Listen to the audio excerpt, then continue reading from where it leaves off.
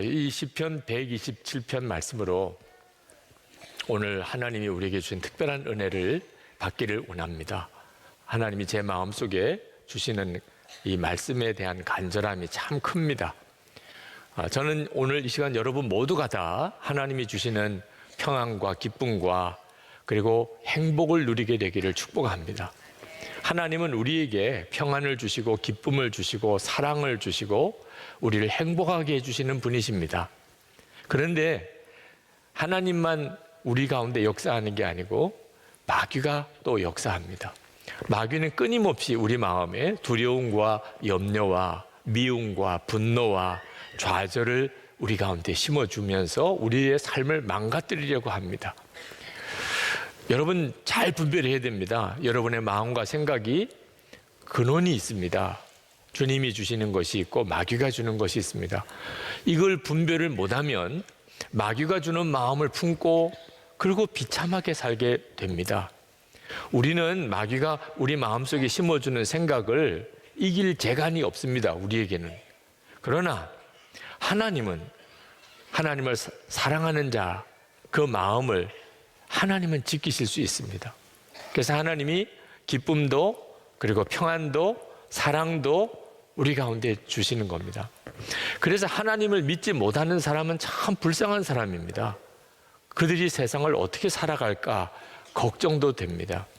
시편 127편 1절 2절을 보면 하나님이 세우지 않으면 집을 세우는 것이 다 헛되고 하나님이 지켜주지 않으면 성을 지키는 것이 다 헛되다고 말하고 있습니다. 하나님이 하시는 겁니다. 사람이 일찍 일어나고 늦게 눕고 그리고 뭔가 돈을 벌어먹기 위해서 수고하고 애쓰는 일이 많지만 나중에 다 보면 그게 다 허사입니다. 노력한다고 고생했다고 잘 사는 게 아니잖아요. 하나님이 하시는 겁니다. 하나님께서 우리에게 주실 것을 주시고 세우시고 지키시는 겁니다. 그러니까 우리가 반드시 하나님을 전적으로 의지하고 주님을 의뢰하고 살아야 합니다. 하나님이 살아계신 것을 정말 믿는다면 그리고 오늘 말씀이 정말 사실이라고 믿어진다면 그럼 누구도 다 하나님께 자신의 삶의 문제 다 맡겨버릴 것입니다. 스펄전 목사님이 영혼의 주인이라는 설교에서 이렇게 말했습니다. 주님을 보게 된다면 당신은 무릎을 꿇고 제발 그분을 따르는 무리에 들게 해달라고 간청하게 될 것입니다. 하나님을 위해서 헌신하는 것에 대해서 부담스럽게 생각하는 사람들이 많습니다. 이유는 하나님을 만나지 못했기 때문에 그렇습니다. 하나님을 만나고 그분이 어떤 분인지 알게 되면 하나님의 쓰시는 그 무리 속에 들어가기를 갈망하게 됩니다. 그 은혜의 눈이 여러분에게 열리기를 축복합니다. 우리는 애초에 만들어지기를 창조되기를 하나님을 전적으로 믿고 하나님께 모든 문제를 맡기고 그렇게 살도록 만들어졌습니다. 우리가 그렇게 만들어진 존재입니다. 그걸 어떻게 알지요? 잠자는 거 보면 압니다. 우리가 하나님을 전적으로 믿고 우리 삶의 모든 걸 맡기고 사는 그런 존재인 것을 우리가 매일 경험하는 것이 잠을 자는 겁니다. 오늘 이 시편 127편의 유명한 구절이 2절에 사랑하는 자에게 하나님이 사랑하는 자에게 잠을 주신다는 표현입니다. 근데 이 정확한 표현은 오늘 세 번역으로 읽으셔서 보시겠다시피 하나님이 잠을 주신다는 게 아니고 잠을 자는 동안에도 복을 주신다는 것입니다. 그러니까 오늘 이 시간에 여러분이 예배드리고 설교 듣는데 잠이 오는 것을 하나님이 사랑하신다고 주장하면 안 됩니다. 아유, 하나님이 나를 사랑하시나 봐요. 이렇게 잠을 주시는 거 보니 아닙니다. 하나님이 여러분에게 말씀하시려는 것은 우리가 자야 될 시간에 잘 때도 하나님이 우리에게 복을 주신다는 겁니다. 여러분 우리는 정말 잠을 많이 잡니다. 하루에 적어도 3분의 1은 잡니다. 평생을 생각하면 우리가 살아가는 동안에 사실 잠을 엄청나게 많이 잡니다. 3분의 1은 그냥 자는 겁니다. 하나님이 그렇게 만드셨습니다. 자는 동안에 아무것도 못 하잖아요. 생각도 마음대로 못 하잖아요. 완전한 무방비 상태.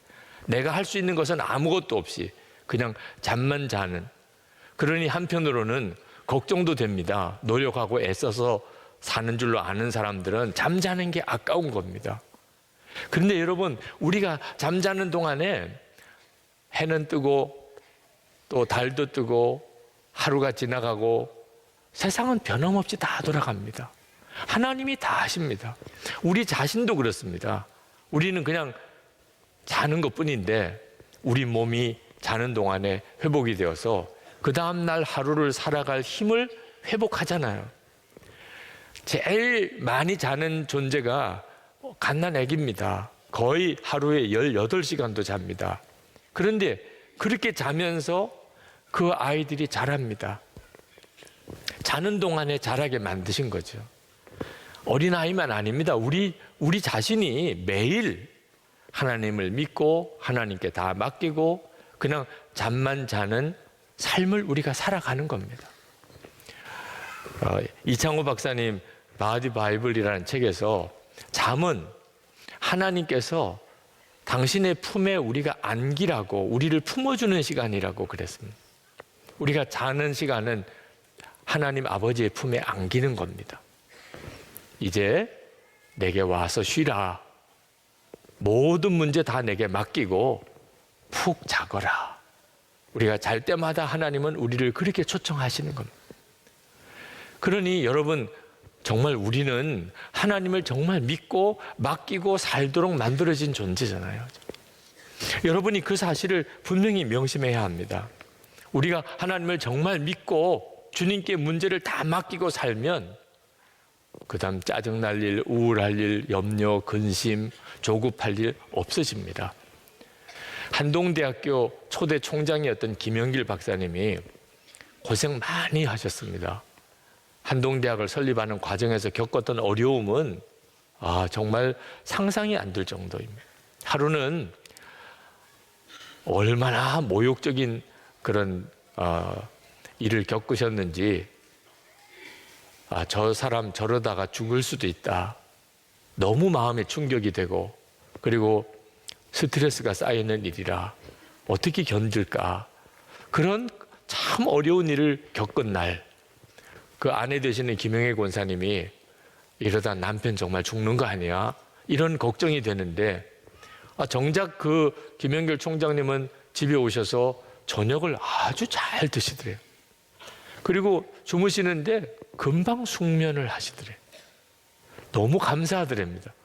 이렇게 잘 드시고 잘 주무시니 너무 감사하다. 그러면서도 정말 이해도 안 되고 믿어지지도 않아요. 어떻게 그럴 수 있는지. 그래서 그 다음날 아침에 물었대요. 여보, 당신 어제 그런 일을 겪고도 어떻게 그렇게 깊이 잠을 잘 주무실 수 있느냐. 마음에 상처도 안 되느냐. 그랬더니 김영길 총장님이 대답을 아주 간단하게 대답하셨대요. 죽었는데 뭐. 죽은 사람이 마음에 상처받고 죽은 사람이 뭐 화내는 거 봤어. 예수를 믿어도 진짜 믿고 나면 나는 죽고 이제는 예수님으로 산다. 진짜 주님을 믿고 그리고 내 삶은 완전히 주님께 다 맡겨버리고 나면 세상에서 가장 강한 사람이다. 네. 가장 놀라운 삶을 살아갑니다. 2절 말씀에 보면 일찍 일어나고 늦게 눕는 것, 먹고 살려고 애써 수고하는 모든 일이 헛된 일이다. 사람들이 왜 잠을 잘 못 자고 그렇게 어려워하는가? 하나님이 믿어지지 않아서 그런.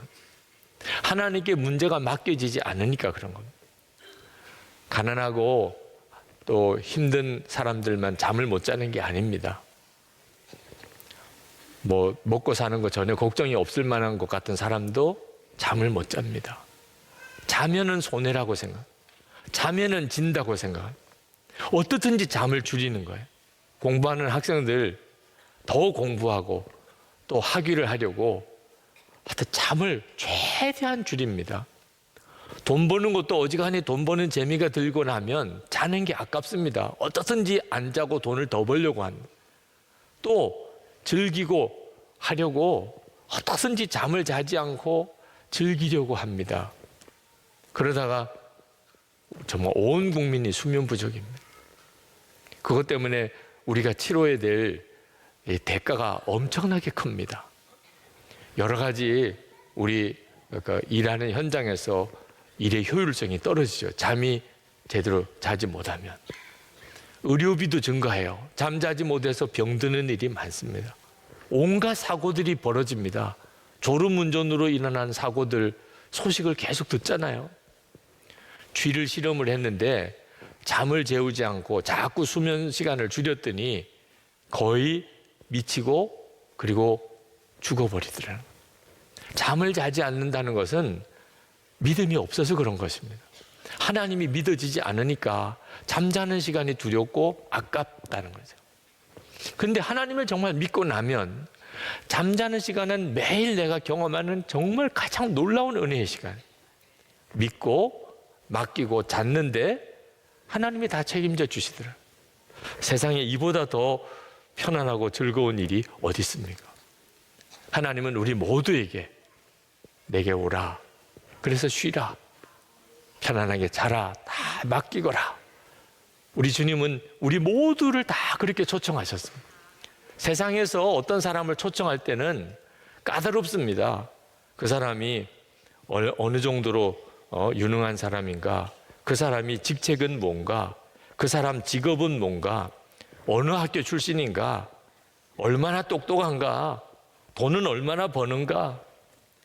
우리는 세상에서 사람을 초청할 때는 이런 것들을 따져서 초청합니다. 그런데 하나님은 정반대십니다. 하나님은 오히려 아무것도 할 수 없는 사람, 완전히 무방패 상태인 사람, 세상에서 무능하다고 손가락질 받는 사람, 세상 사람들이 다 버린 것 같은 사람, 그런 사람도 다 오라 하십니다. 마태복음 11장 28절에 수고하고 무거운 짐진 자들아 다 내게로 오라. 내가 너희를 쉬게 하리라. 하나님이 초청하는 사람은 수고하고 무거운 짐을 진 사람입니다. 여러분 중에 나는 정말 수고하고 무거운 짐이 있어. 하나님이 여러분을 초청하고 계시는 겁니다. 주님은 우리에게 쉬게 해주시겠다고 약속하셨습니다. 근데 이 쉼은 두 가지가 있는데 하나는 구원의 잠, 구원의 쉼입니다. 이 구원의 쉼은 영원한 쉼이고 그리고 이미 우리 가운데 다 이루어졌고 우리는 그냥 믿기만 하면 됩니다. 예수님을 믿으면 우리는 영생을 얻었습니다. 열심히 노력해서 앞으로 구원을 얻을 사람이 아닙니다. 우리는 이미 구원을 받아 누리는 사람. 우리가 할 일은 감사하고 찬송하기만 하면 됩니다. 그 구원의 쉼을 우리 모두가 다 받았습니다. 또 하나의 쉼이 있습니다. 그것은 일상의 삶 속에서 누리는 쉼입니다. 이 일상에서 누리는 쉼은 구원의 쉼에서부터 오는 것입니다. 하나님이 나를 위해서 독생자까지 주시고 예수님 나 위해 십자가에 죽으셨음을 내가 믿고 내가 구원받았다는 확신이 내 마음속에 있으면 그 다음에 그 사람은 하나님께 자신의 문제를 다 맡기고 삽니다. 예수님이 나의 주님이시니까 주님께 염려와 근심을 다 맡기고 산. 그럴 때 우리가 일상의 삶 속에서도 진정한 쉼을 누리게 되는 겁니다. 그런데 분명히 예수를 믿고 구원을 받으신 것은 분명한 것 같은데 일상의 삶의 쉼을 누리지 못하는 사람들이 있습니다. 누가 그렇죠? 맡기지 못하는 겁니다. 하나님께 자신의 염려, 근심의 짐을 맡기지 못하는 거예요. 하나님께 맡기지 못하면 하나님도 그에게 일상의 쉼을 주실 수가 없습니다. 어떤 분들은 그런 말씀을 하십니다. 염려하지 마라, 다 맡기라 하시는데 그게 더 어렵다는 거예요. 염려하지 않는 게 염려하는 것보다 더 어렵다는 거예요. 참 말도 안 되는 일이죠. 여러분, 무거운 짐을 지고 너무너무 힘들어서 비틀거리는 사람에게 그 짐을 내려놓으세요. 내려놓으셔도 됩니다. 그랬는데 이 짐을 내려놓는 게 더 힘들어요. 뭐 말이 안 되잖아요. 내려놓으면 된다는데 내려놓는 것도 어렵다니 이게 참 기가 막힌 일이죠. 혹시 여러분 중에 목사님 제가 그렇습니다. 염려하지 않는 게 더 힘들고 주님께 맡기는 게 정말 안 됩니다. 그러시는 분들 오늘 잠을 자실 때, 밤에 잠을 주무실 때 하나님이 나에게 이 믿음 주셨구나. 다 맡겨야 자는 거죠. 네. 이렇게 하는 거구나. 하나님이 우리에게 모든 무거운 짐, 염려, 근심을 다 맡기고 사는 것을 매일 경험하게 하셨어요. 맡기고 자는 거죠. 이런 감각으로 하는 거구나. 염려하지 말라, 두려워하지 말라. 잠을 잘 때 그냥 나는 잠에 빠지고 모든 거 이제 주님께 다 맡기고 자는 것처럼 그렇게 하라는 거구나. 꼭 명심하기 바랍니다. 여러분, 우리가 주님이 우리에게 내게 와서 쉬라, 모든 짐을 다 내게 맡기라 라고 부르시는 이 주님의 초청이 얼마나 복된가를 알아야 합니다. 너무너무 부드러운 초청이죠. 그죠? 내게 와서 쉬라, 내게 다 맡기라.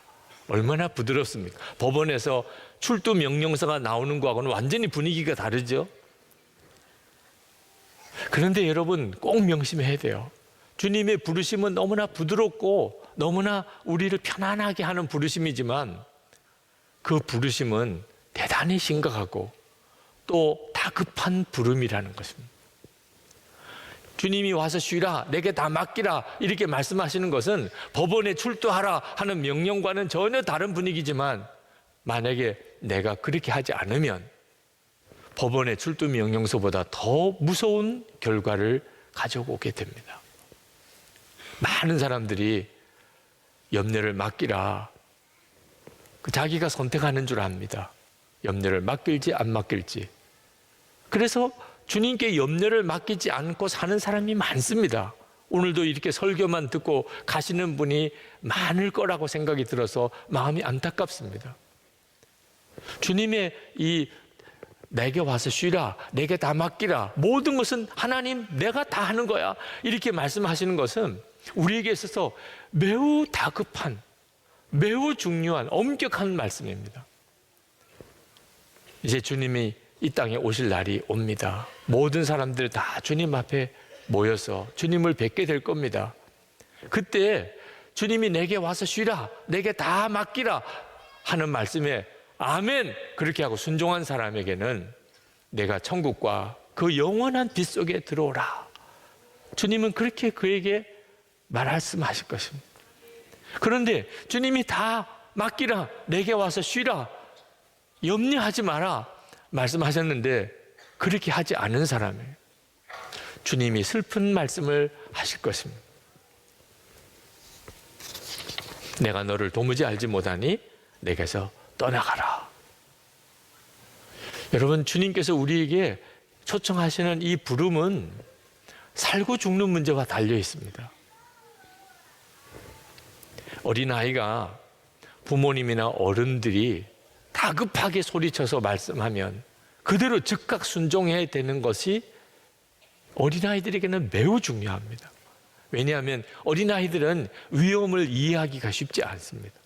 자기에게 지금 어떤 위험이 닥쳐오는지를 깨닫지 못할 때도 많습니다. 저기서 차가 아주 빠른 속도로 다가오는데 길가에서 아이가 놀고 있다면 그걸 본 엄마 아빠는 다급하게 빨리 뛰어와 그렇게 말할 거잖아요. 그때 그 아이가 엄마 아빠가 큰 소리로 자기를 부르는 것을 듣고 즉각 반응하면 그는 그 위험에서 벗어나겠죠. 그런데 왜 그래야 돼요? 왜? 뒤에 차가 오는 걸 이 아이는 알 수 없어요. 근데 왜 내가 지금 이렇게 잘 노는데 엄마 아빠에게 가야 돼요? 그러는 순간에 그는 차에 치이게 되는 거죠. 사나운 개가 어슬렁거리는데 그 옆에서 놀고 있는 아이를 보면 우리는 그 아이를 급히 부르잖아요. 그 아이는 이해하고 자기가 깨닫고 그러고 난 다음에 반응하면 이미 더 늦어버리는 거죠. 근데 여러분, 어린아이만 그렇습니까? 어른이 되신 여러분들은 여러분에게 닥치는 위험을 여러분은 다 이해하십니까? 하나님만이 아십니다. 지금 우리가 어떤 어려움 속에 있는지, 어떤 위기 가운데 있는지 우리는 전혀 깨닫지 못할 때가 있습니다. 그런데 하나님께서 우리에게 말씀하시는 거예요. 내게 와서 쉬라. 내게 모든 염려를 다 맡기라. 그리고 너는 그냥 편안하게 잠을 자. 부드러운 부르심이지만 그 표현은 우리가 정말 파멸로 들어가는, 우리의 삶 전체가 망가지는 그런 위기 가운데 우리를 건져내시려고 다급하게 우리를 부르시는 부름입니다. 주님께 귀를 기울이고 주의 말씀을 항상 들으려고 하는 마음이 있는 사람에게만 깨달아지는 거예요. 저는 이 설교를 준비하면서 베드로전서 5장 7절 말씀, 염려를 주께 맡겨버리라. 이 말씀이 얼마나 다급하고 강하고 그리고 너무너무 안타까워 사시는 말씀인가. 그 느낌이 이전에는 경험해 보지 못할 정도의 강도로 왔어요. 내 염려와 걱정을 주님께 정말 맡겨버리는 일이 처음에는 매우 두렵습니다. 정말 그래도 되는 건가?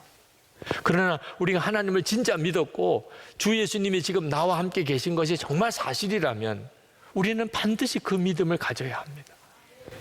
그러면 하나님이 여러분에게 하나님만 완전히 믿는 자에게만 누려지는 은혜와 평강을 주십니다.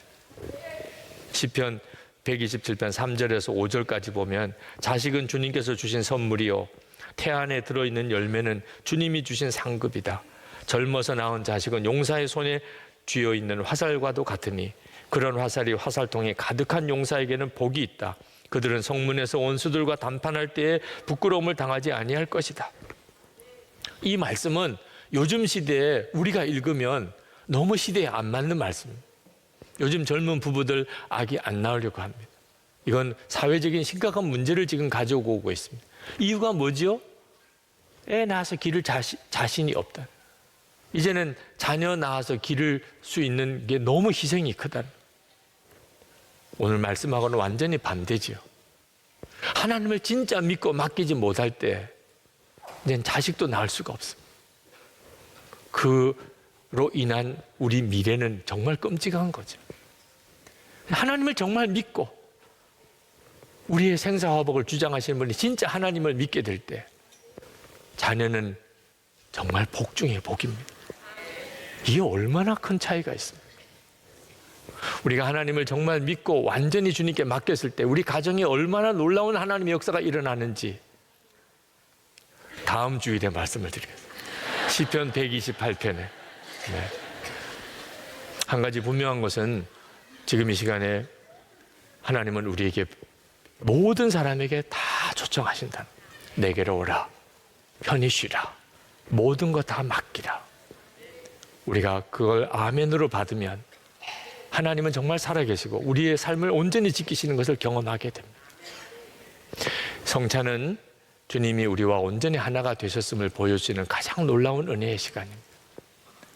여러분 성찬을 받을 때 잠은 오늘 밤에 집에 가서 주무시지만 여러분의 영혼은 오늘 주님의 품에 온전히 안기는 시간인 것을 믿으시기 바랍니다. 주님과 온전히 내가 한 몸이 되는 시간입니다. 내 염려와 근심은 주님께서 다 맡으셨습니다. 주님의 평강과 기쁨은 내게 부어지기 원합니다. 이제 우리 통성으로 기도할 때 주님, 제가 제 삶의 문제와 근심과 염려를 다 맡깁니다. 이제는 정말 주님만 믿고 그렇게 살겠습니다. 제게 믿음을 주소서. 주를 바라보는 눈을 열어주소서. 우리 통성으로 기도하겠습니다.